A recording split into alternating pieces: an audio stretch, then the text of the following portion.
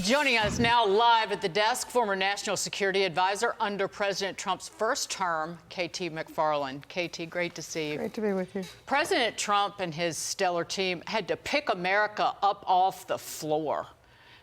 America was forced into this position of supplication and weakness by Biden and cohort.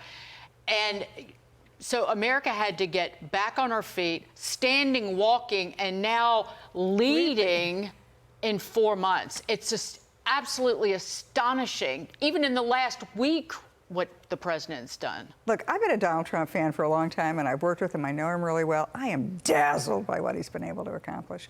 And you've got to give it personally to him, because at the beginning of his first term, we sat around the White House Situation Room table, just like we're sitting now, trying to figure out who should we support in Saudi Arabia, because they were having a leadership succession generational crisis. I said, well, we've always dealt with those old guys who are in their 70s and 80s, they're conservative. Trump said, no, we are going to take a chance on those young 30-year-olds. They promise that they're going to open their society, open their economy. They're going to help us defeat ISIS and terrorism. I think we should give them a chance. And sure enough, that bet was a gutsy thing at the time, but it's really paid off, as we've just seen. Not only is he bringing home the bacon, I mean, literally, the amount of money is stunning in terms of the investment in the United States. But we are the world's economic and the military superpower.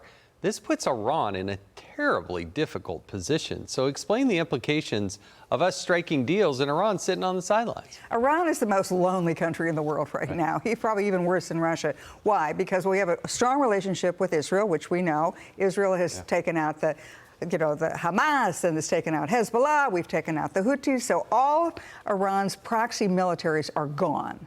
President Trump's energy policies are driving down the price of oil, which is Iran's major source of income.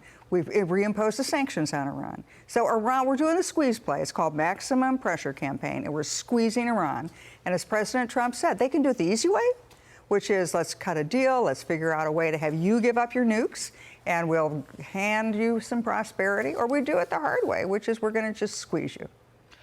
The political capital that President Trump built up overseas in the Middle East just the last three days or so. I know, it's dazzling.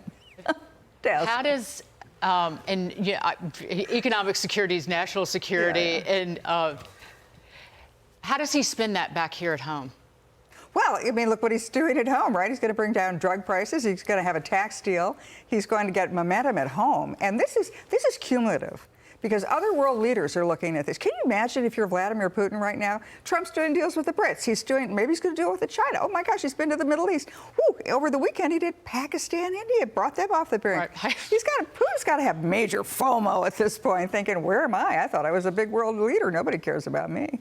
Talk to me about Syria, because I thought the president meeting with the new president of Syria was one of those stories that got a quick mention, but has major implications in what was a very volatile situation. It's yet to be seen how it'll be pulled off, but when you saw that, what did you think? Well, I mean, again, this was nobody expected this, by the way.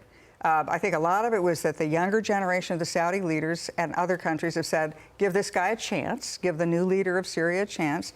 Syria has been a scourge to the United States and to the region for 40 years. Not just the previous leader, Bashar al-Assad, but his father, Hafez al-Assad. Let's go back to the 1970s when Syria has been supporting terrorists and anti-American activities. So if they can pull it off, if the new guy can consolidate power and he can do what the other Arab countries have done, which is go for peace and prosperity versus chaos, war, and terrorism, then it will be not only great for Syria, it'll be great for the region, but it further isolates Iran. That was their only pal. And remember, Russia was heavily involved in Syria. So you now have a United States, which is the sole primary outside actor in one of the world's most important regions. And I was going to ask you, it also, because what happened under Biden with now all the officials from his administration just talking to the press and saying they're in awe of they're apoplectic, actually, that they had to work for Biden, I guess, the last 4 years. But it also plays into China, because Joe Biden's treatment of Saudi Arabia turned its back on the United States and was discussing de-dollarization with the BRICS countries, and turned eastward toward Russia and China. And this is a complete reversal. So every move the president made, particularly with Syria, is isolating our arch enemies. Completely. You know, President Trump had set it up in his first term, and then Biden comes in and, reverses, has bad relations with the Saudis, bad relations with Israel, screws up the American economy, pushes up the price of oil and natural gas. So Biden undoes Trump, but Trump has come back and he's going, Trump 2.0 is just on afterburners. I mean, talk about the golden age of America. It's going to be the golden age of the world. Yeah, you get rid of that policy of appeasement, actually show some might and some strength. It attracts others, and we're better off as a country. We're safer, and we're better off economically. KT McFarland, you're the best. Thanks so much for joining us. Honor and a pleasure. Thank really you both. do appreciate And I it. should say, President Trump would not call China our adversary. He's like, he wants a deal with Xi Jinping. It'll be good On for him. our terms. Yeah. Well said. KT, thank you. Thank you.